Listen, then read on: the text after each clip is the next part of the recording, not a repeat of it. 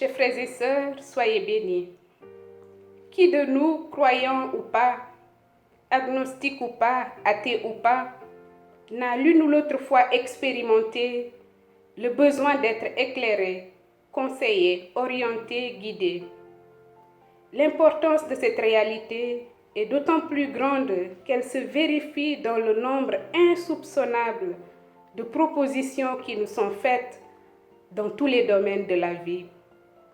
Nous pouvons citer entre autres les conseillers conjugaux et familiaux, les coachs en développement personnel, les cabinets de consultants juridiques, économiques, les influenceurs sur la toile, et j'en passe.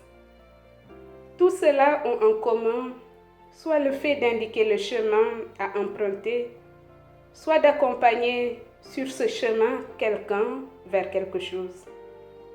Ce qui ressort, c'est la notion de guide, dont l'étymologie renvoie à l'action de conduire. Nous voyons là une des fonctions clés du berger et du pasteur, qui est de guider, aspect sur lequel je voudrais réfléchir avec vous aujourd'hui. Dans la guidance, il y a l'idée de l'orientation, de la conduite. Celui qui oriente joue le rôle de la boussole, qui indique la direction, le but, l'objectif à atteindre ou la finalité qui meut et vers laquelle on est tendu. Prenons chacune des images, de ces images liées à ces notions. Dans l'acte de guider, on voit bien que ce qui est mis en exergue, ce n'est pas le guide, mais celui qui en bénéficie. Le conseiller n'a de sens que parce qu'il aide à dénouer une situation. L'éclaireur n'est tel que quand il balise le chemin aux autres. Le sens de l'accompagnateur se trouve dans l'être avec, le marcher avec, le compagnonnage humble et attentif à la vie de l'autre et aux signes du temps. Cela nous amène à nous poser la question suivante.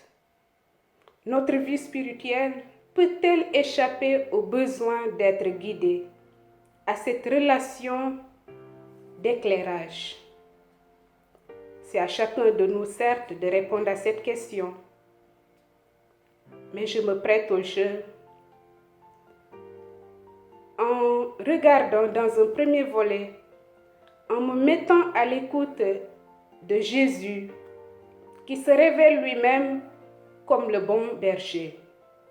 Et dans un deuxième temps, en écoutant le témoignage de ma consoeur Nadine. Premier volet. Mettons-nous à l'écoute de Jésus qui se révèle comme bon berger.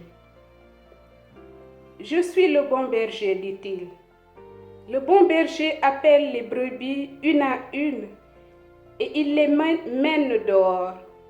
Il marche devant elles et les brebis le suivent parce qu'elles connaissent sa voix. Nous pouvons trouver cette belle image dans l'Évangile selon Saint Jean au chapitre 10, les versets 3 à 4. Le bon berger donne sa vie pour les brebis. C'est le verset 15 du même chapitre. Nous sommes là dans le cadre d'une alliance, d'une relation d'amour réciproque. Les brebis écoutent la voix du berger. Et si elles écoutent la voix et suivent le berger, c'est parce qu'elles ont confiance. Elles se savent connues individuellement et elles se savent conduites vers la vie. Pour tout couronner, le bon berger donne sa vie pour ses brebis. Que peut-on espérer de plus? Ce bon berger agit gratuitement et sa seule motivation, c'est l'amour, la vie des siens. Peut-on en dire autant de nos guides, de nos dirigeants, des dirigeants de ce monde? Ne sont-ils pas, pour une bonne majorité, mus par l'intérêt, l'argent, la seule croissance économique, le profit, le gain?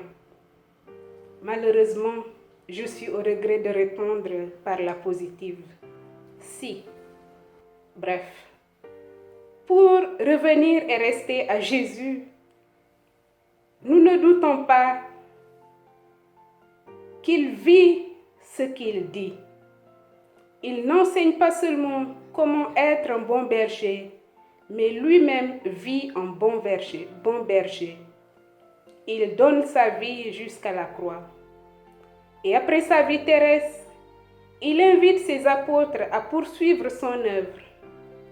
En effet, après sa résurrection, au bord du lac de Tibériade, Jésus dit à Pierre par 3 fois, « Paie mes brebis ». Nous pouvons le trouver en Saint Jean, chapitre 21, des versets 15 à 17. C'est là une mission de conduire l'Église, de guider le peuple de Dieu, ce à quoi s'attelle tout successeur de Pierre. Un petit clin d'œil pour vous inviter à prier pour le pape et sa mission.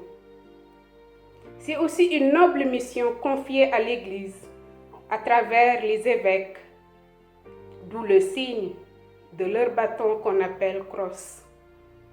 Eux, les évêques, sont assistés dans cette mission par les prêtres, qui guident les fidèles par l'annonce de l'Évangile. Souvenons-nous d'ailleurs du cri de cœur de l'Éthiopien à Philippe, dans le livre des Actes des Apôtres, au chapitre 8, 31, le verset 31. L'Éthiopien dit à Philippe, « Comment pourrais-je comprendre s'il n'y a personne pour me guider ?»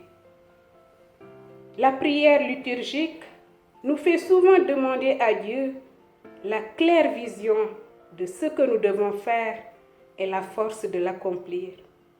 Cette claire vision, nous pouvons d'abord la demander à l'Esprit Saint qui fait le don de la sagesse à l'Église. Ensuite, nous pouvons chercher cette claire vision dans la parole de Dieu, dont le psaume 119 dit qu'elle est une lampe sur nos pas et une lumière sur notre route. Enfin, nous pouvons trouver cette claire vision dans l'accompagnement spirituel que saint Ignace de Loyola définit comme le lieu d'écoute de la personne, là où elle en est de son cheminement spirituel, pour l'aider à discerner ce qui est de Dieu et ce qui ne l'est pas. Il faut dire que la quête de la claire vision n'est rien moins que le désir de chercher et de trouver la volonté de Dieu, pour faire de sorte que notre vie coïncide davantage avec elle. Chers frères et sœurs, chers amis, guidés, éclairés, conseillés et accompagnés n'ont de sens pour un chrétien que dans la mesure où ils servent à chercher la volonté de Dieu sur soi. Or, nous savons que la volonté de Dieu, c'est que l'homme ait la vie en abondance. Dieu veut le bonheur de l'homme. Saint Irénée de Lyon associe la gloire de Dieu à l'homme vivant et la vie de l'homme à la vision de Dieu. C'est ce qu'affirme aussi le psalmiste dans le psaume 22. Le Seigneur est mon berger, je ne manque de rien. Sur des prés d'herbes fraîches, il me fait reposer. Il me mène vers les eaux tranquilles et me fait revivre. À présent, pour le deuxième volet de cet entretien, nous allons écouter le témoignage de Sœur Nadine pour comprendre comment elle a fait l'expérience de l'accompagnement.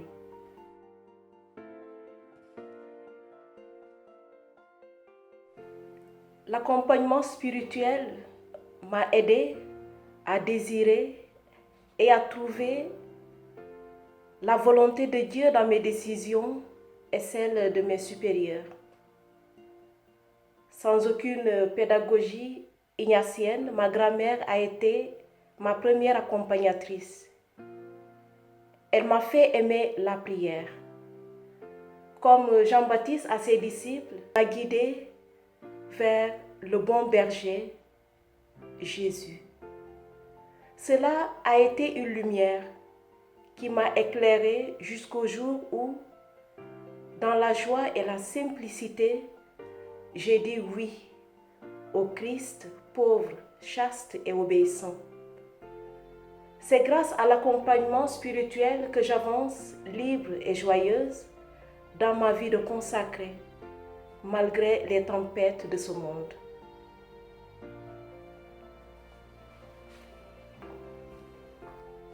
En guise d'action de grâce, nous allons entonner un petit refrain. Ô pasteur, bon élu de Dieu, sois témoin de son amour, sois le guide de son troupeau. Ô pasteur, bon élu de Dieu, sois témoin de son amour, sois le guide de son troupeau. Le Seigneur t'a appelé par ton nom et t'a décerné un titre alors que tu ne le connaissais pas. Il a dit, tu es mon élu. Il a dit, tu porteras du fruit. Il a dit, je ferai de toi la lumière des nations. Ô pasteur, bon élu de Dieu, sois témoin de son amour, sois le guide de son